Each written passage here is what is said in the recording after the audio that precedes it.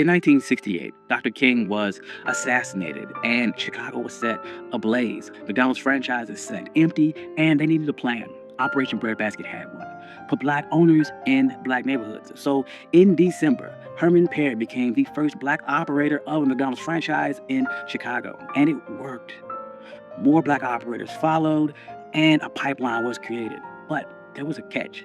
McDonald owned the land, they set the fees, and they picked your lots. So join us today while we talk about how McDonald's created a black franchise empire and everything that it cost. I'm your host, Country Boy. This is One Mic Black History, and if you like stories like this, you can find more stories like this at onemichistory.com. But without further ado, let's get started. After World War II, America built a new life around cars and suburbia and highways. Interstates cut through black neighborhoods. Urban renewal cleared blocks in the name of progress. Banks drew red lines on maps around black homes, and the GI Bill helped white veterans buy homes and businesses at a greater clip than their black counterparts. As factories left the city, steady jobs left too. White flight followed, and with that went supermarkets and many white-owned stores. By the mid-60s, a lot of black neighborhoods had fewer jobs, fewer full-service grocery stores, and very little new investment. During this same time, franchisees loved this new America. They had simple menus, fast service, and big parking lots off the highway. Chains like Holiday Inn, Hojo, and new burger brands were built for drivers and suburbia. So in 1956, McDonald's finance chief Harry Sonborn created the Franchise Realty Company. The company would own the land and the building, and operators would run the store, pay a fee, and rent. That meant steady profits for McDonald's even when the store struggled. Most of the risk sat with the owner. Training got standardized at Hamburger University, and ads were funded through a national pool of operators. The model was simple, tight, and built to scale. So black consumers and leaders weren't silent. Since the 1930s, don't buy where you can't work turned shopping into leverage. The Civil Rights Act of 1964 opened lunch counters, but it didn't open bank vaults. In Chicago, Operation Breadbasket used selective patronage to push grocers, bottlers, and phone companies to hire black workers, place contracts with black firms, and deposits in black banks. Johnson Publishing, Ebony, and Jed featured black buying power and sold the vision of how to reach it. The Kerner Commission in 1960 told the country that America was moving towards two separate societies and called out the media for how it pictured black life. Then came April of 1968, and Dr. King was assassinated. Cities erupted. In Chicago, some of its white McDonald's franchisees and workers didn't return. The stores sat dark. McDonald's leaders met with Operation Breadbasket tied to the Southern Christian Leadership Conference. Local leaders said, if you want trust here, the owners must be black. That same year, Harry Petty took over the Woodlawn store in Chicago's South Side and reopened it December 21st, 1968 as the first black McDonald's franchise. He was trained at Hamburger University, and the company helped him finance, allowing for zero partnerships when needed, and appointing small business administration loans. McDonald even donated the first day's profit from Petty's store to the Southern Christian Leadership Conference, tying the brand to Dr. King's dream. Petty did well. A pipeline formed. McDonald's set high priority plan and launched a 50-by-2 program to launch 50 stores ran by people of color within 2 years. They opened a satellite version of Hamburger University classroom on the South Side, so new owners didn't have to travel all the way to Oak Brook, Illinois.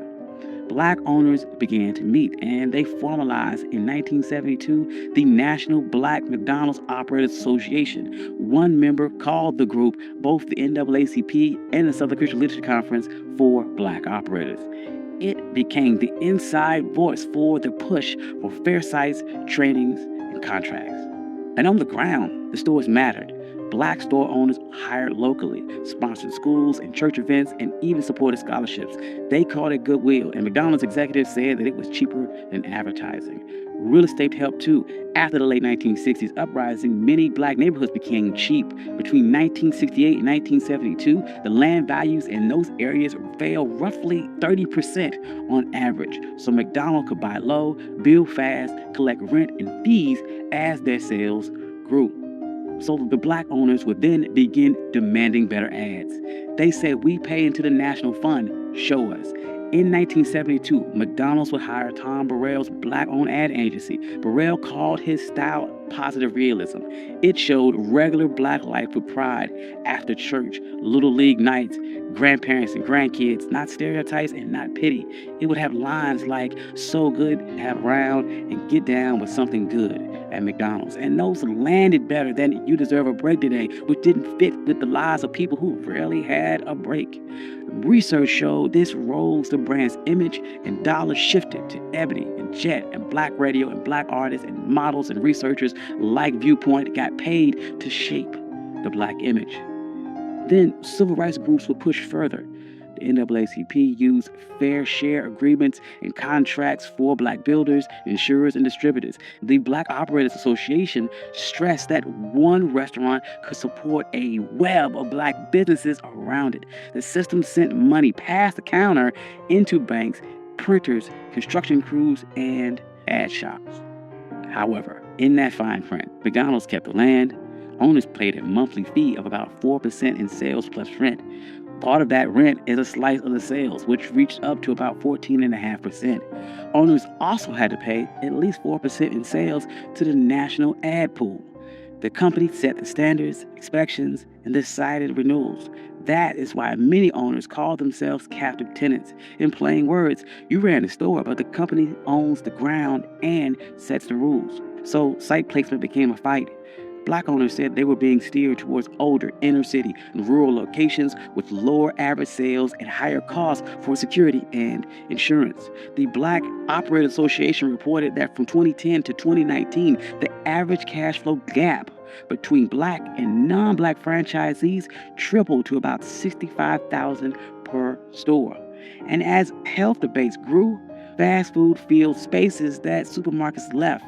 But that heavy concentration of chains in poor, segregated areas linked them to higher rates of obesity and diabetes. Some cities saw protests and asked for more fresh food access and more corporate responsibility. Recently, these tensions have bubbled to the surface. Dozens of former black franchisees and some black executives have sued, saying that the system is biased. Herb Washington, a former black ball player, said that he was steered towards weaker markets. McDonald's had purchased his 13 stores for $33.5 million. And it was during this time that black franchisees fell from about 400 in 1998 to just 200 today, even as McDonald's doubled its total franchisees worldwide. So why does any of this matter? McDonald's opened up a real pathway to black ownership and middle-class jobs when other industries stayed closed. In the late 2000s, black McDonald's stores reported more than $2 billion in sales.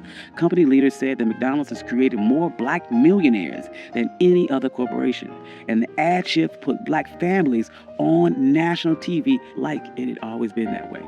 Yet outcomes are uneven. The same real estate and corporate power that made the model work also put a ceiling on it. It set the door and the deal at the same time. Big brands can push capital, contracts, and images to black communities fast. But if the company owns the land and sets the fees and chooses the sites, your success rides on their map. So let's be clear. McDonald's did the math.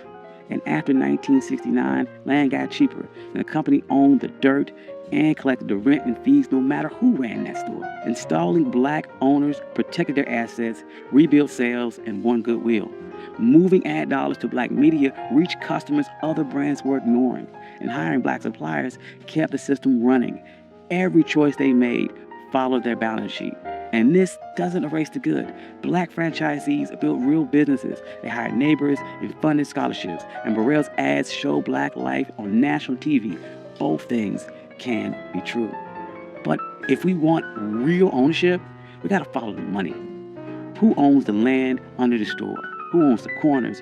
Which banks write the loans? Which agencies control the ad budget? And which suppliers get the contracts? These are the answers that decide whether a franchise is built on freedom or just rents it. Thank you. This has been One My Black History. I'm your host, Country Boy, and this is how McDonald's built a black franchise empire. If you like stories like this, you can find more stories like this at onemyhistory.com. I'd like to thank all my financial contributors. Without you, none of this could be possible. Thank you all. I love you. Peace.